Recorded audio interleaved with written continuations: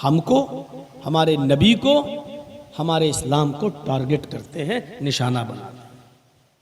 अगर हमने उनको ये बताया होता कि यही इस्लाम आदम अलैहिस्सलाम से लेकर मुहम्मदुर रसूलुल्लाह सल्लल्लाहु अलैहि वसल्लम तक जितने भी नबी, जितने भी पैगंबर, जितने भी ऋषि मुनि इस दुनिया में आए, सारे नबियों का, सारे पैगंबरों का और सारे ऋषि और मुनियों का धर्म यही इस्लाम था। मुहम्मदुर रसूलुल्लाह ने कोई नया दीन नहीं दिया है सल्लल्लाहु अलैहि वसल्लम, कोई नया दीन नहीं दिया है, ये वही दीन है।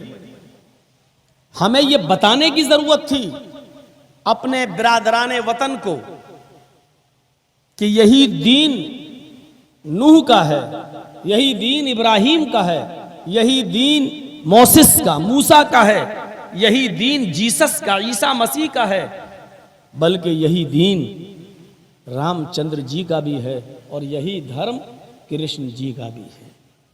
हमने ये बताने की कोशिश नहीं की। यहां से हौसले बुलंद हुए हैं उनके।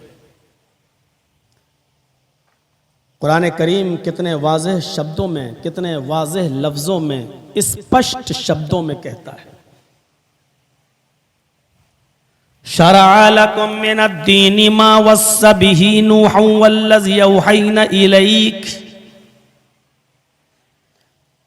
ऐ मोहम्मद सल्लल्लाहु अलैहि वसल्लम, हमने आपके लिए उसी दीन को, उसी धर्म को मशरू करार दिया है। हमने आपके लिए वही दीन उतारा है, हमने आपको उसी दीन को देकर भेजा है। मा वस्सा बिही नूहन, जिस दीन को आपसे पहले हमने नूह को देकर भेजा था, जिसकी वसीयत हमने नूह को की थी। गौर कर रहे हैं ना, जिस दीन को हमने देकर नूह को भेजा था, नूह को भी इसी दीन की वसीयत की थी। वमा वस्सैना बिही इब्राहीम व मूसा व ईसा नकीमुद्दीन। और नूह अलैहिस्सलातु वस्सलाम के बाद जो पैगंबर इस दुनिया में आए, इब्राहीम, मूसा और ईसा, हमने उनको भी यही दीन देकर भेजा था। कहां कहा अल्लाह ताला ने कि ये एक नया दीन है, मोहम्मद रसूलुल्लाह को देकर भेजा है? ये तो नहीं कहा अल्लाह ने। अल्लाह ने कहा है मोहम्मद सल्लल्लाहु अलैहि वसल्लम, हमने आपको वही दीन दिया है जो आपसे पहले नूह को और नूह के बाद इब्राहीम, मूसा और ईसा को भी यही दीन देकर भेजा था। नूह अलैहिस्सलाम कौन है? हमारे यहां नूह है, लेकिन वेदों में जब आप पढ़ेंगे, स्मृतियों में जब आप पढ़ेंगे, पुराणों में जब आप पढ़ेंगे, तो नूह का नाम मनु की शक्ल में मिलता है। और हिंदू धर्म की बाकायदा, हिंदू धर्म का एक ग्रंथ है, एक किताब है जो मनु की पूरी जीवन पर आधारित है, उसका नाम है मनुस्मृति। मनु का जो एक किस्सा, एक कहानी, एक वर्णन उस मनुस्मृति में लिखा है, वो इस तरह है। मनु ने अपनी जाति, अपने समूह के लोगों से कहा, एक ईश्वर की पूजा की तरफ आ जाओ, मैं तुम्हें निमंत्रण देता हूं एक ईश्वर की पूजा की तरफ। यह मनुस्मृति में लिखा है। जात और समूह के लोगों ने उनकी एक भी बात न मानी। फिर मनु ने श्राप दे दिया। श्राप समझते ना, बद्दुआ। फिर मनु ने श्राप दे दिया, यानी बद्दुआ दे दी। हाय प्रभु, मेरी जात को नष्ट कर दे, मेरी कौम को नष्ट कर दे, डिस्ट्रॉय कर दे, बर्बाद कर दे। एक व्यक्ति विशेष को भी इसमें बाकी मत रखना, मत छोड़ना, सबको बर्बाद कर दे।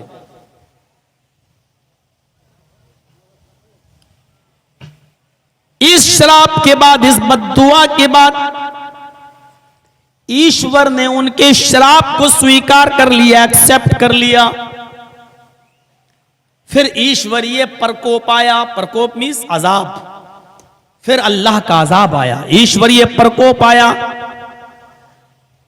आकाश से बारिश होने लगी, धरती से भी, जमीन से भी पानी निकलने लगा, और ये पानी पहाड़ तक, एक पर्वत तक पहुंच गया। मनु का पुत्र भी मनु की बात नहीं माना, और वो एक पर्वत के ऊपर चढ़ गया। मनु ने अपने पुत्र से कहा, हाय पुत्र, आज मेरी बात स्वीकार कर ले, एक ईश्वर की पूजा करने वाला बन जा और मेरी कश्ती में बैठ जा। मनु के पुत्र ने मनु की बात नहीं मानी, और पानी पहाड़ तक पहुंच गया, पर्वत तक पहुंच गया, और मनु का पुत्र भी उस जल पलायन में, उस आसमान से गिरने वाले पानी और धरती से निकलने वाले पानी जो पहाड़ तक पहुंच गया था, उस पानी में डूबकर मनु का पुत्र भी मर गया। यह वाकया, यह किस्सा मनुस्मृति में मनु के बारे में लिखा है। क्या कहेंगे आप इस किस्से को? क्या यह किस्सा, क्या यह कहानी कुरान करीम में बयान नहीं हुई है? बिल्कुल हूबहू, बिल्कुल सेम टू सेम, बिल्कुल इसी तरीके से इसी किस्से को कुरान ने पेश किया है, लेकिन मनु की जगह पर नाम नूह का लिया है। इससे आप पता लगा सकते हैं कि हिंदू धर्म के लोग जिसको मनु मानते हैं, हमारे यहां उन्हीं को नूह कहा गया है। नूह अलैहिस्सलातु वस्सलाम ने अपनी कौम को दावत दी, एक अल्लाह की इबादत की तरफ आ जाओ। 950 साल तक अपनी कौम को समझाया, लेकिन कौम के लोग ईमान नहीं लाए। फिर नूह अलैहिस्सलाम ने बद्दुआ दे दी, और कुरान ने तो नूह अलैहिस्सलाम की उस बद्दुआ को भी रिकॉर्ड कर लिया, ला तज़र अलल अर्ज़ि मिनल काफिरीन दय्यारा इलाहल आलमीन। इस जमीन के ऊपर किसी भी काफिर के घर को बाकी मत छोड़, सबको बर्बाद कर दे। ला तज़र अलल अर्ज़ि मिनल काफिरीन दय्यारा, काफिरों के घरों में से किसी घर को बाकी मत छोड़, सबको बर्बाद कर दे। अगर एक घर भी बाकी रह गया तो उस घर से भी फासिक और फाजिक और काफिर औलाद ही पैदा होगी, इसलिए उसको भी बर्बाद कर दे। नूह अलैहिस्सलाम की इस बद्दुआ को अल्लाह ने कबूल किया। फिर जमीन से पानी निकला, आसमान से पानी निकला। नूह अलैहिस्सलाम ने अपने बेटे से कहा, मेरे बेटे कनान से, आ मेरी कश्ती में बैठ जा, एक अल्लाह की इबादत करने वाला बन जा। मुझे मेरे रब ने जो दावत दी है, जो पैगाम दिया है, जो मैसेज देकर भेजा है, जो आदेशोपदेश देकर भेजे हैं, तो उसको स्वीकार कर ले, एक्सेप्ट कर ले और मान जा, तौहीद को कबूल कर ले। लेकिन उसने कहा कि नहीं, हम अपनी कौम के साथ हैं। कहा, देख आज अल्लाह का अजाब किसी को नहीं छोड़ेगा। उसने कहा, हम पहाड़ पे चढ़ जाएंगे।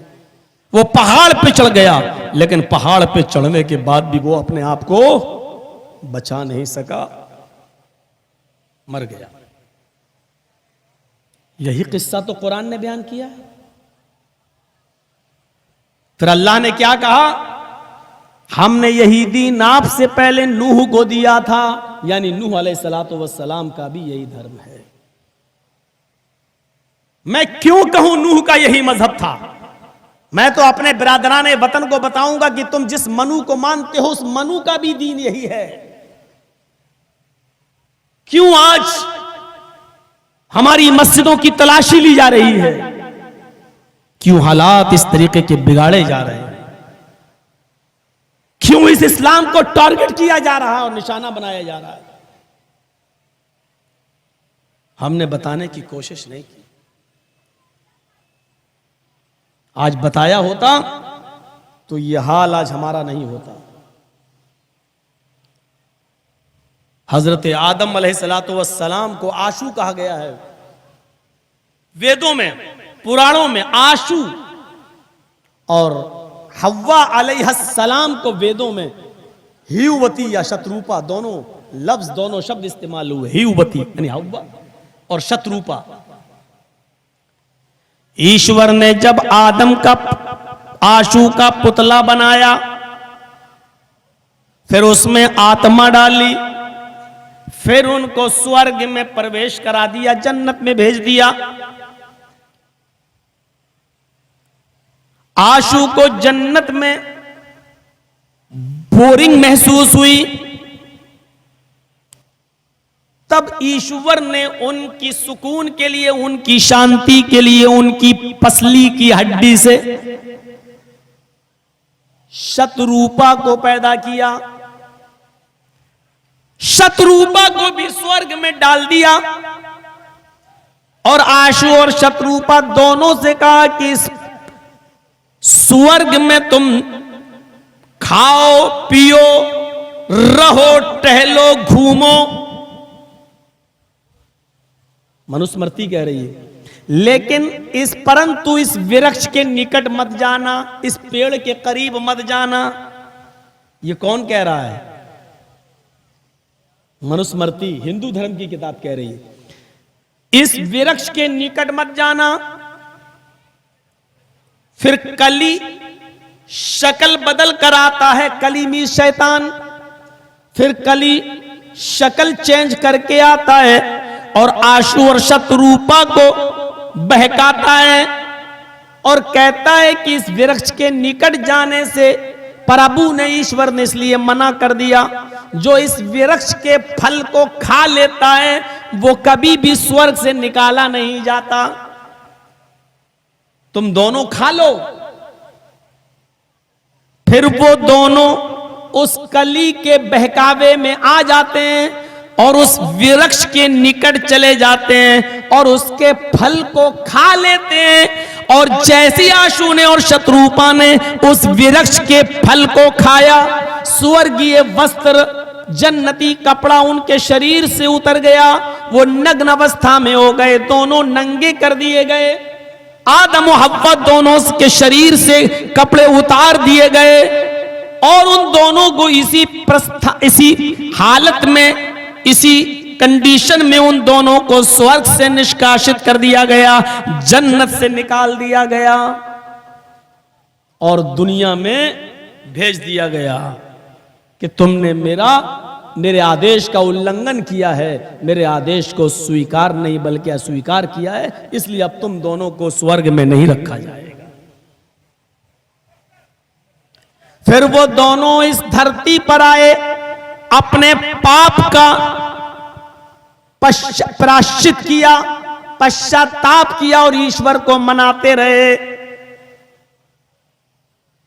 प्रार्थना करते रहे और फिर ईश्वर ने उनकी प्रार्थना को एक्सेप्ट कर लिया, स्वीकार कर लिया। यह लिखा है मनुस्मृति के अंदर। मैं आपसे पूछना चाहता हूं, यह जो वाकया मनुस्मृति में लिखा है, क्या यह आदम और हव्वा के ताल्लुक से कुरान में नहीं लिखा?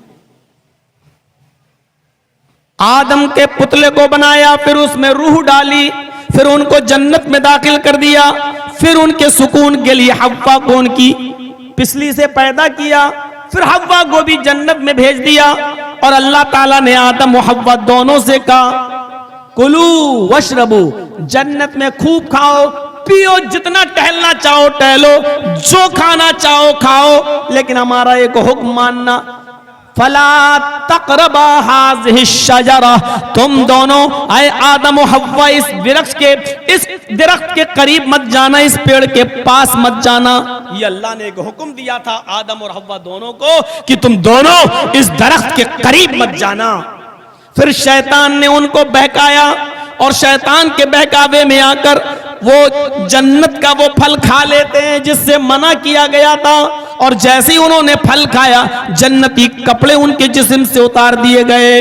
अल्लाह ने कहा तुमने हमारी नाफरमानी की है, लिहाजा इस नाफरमानी के लिए तुम्हें दंड दिया जाएगा, तुम्हें सजा मिलेगी, और तुम्हारी सजा यह है कि अब तुम दोनों को इस जन्नत में नहीं रखा जाएगा।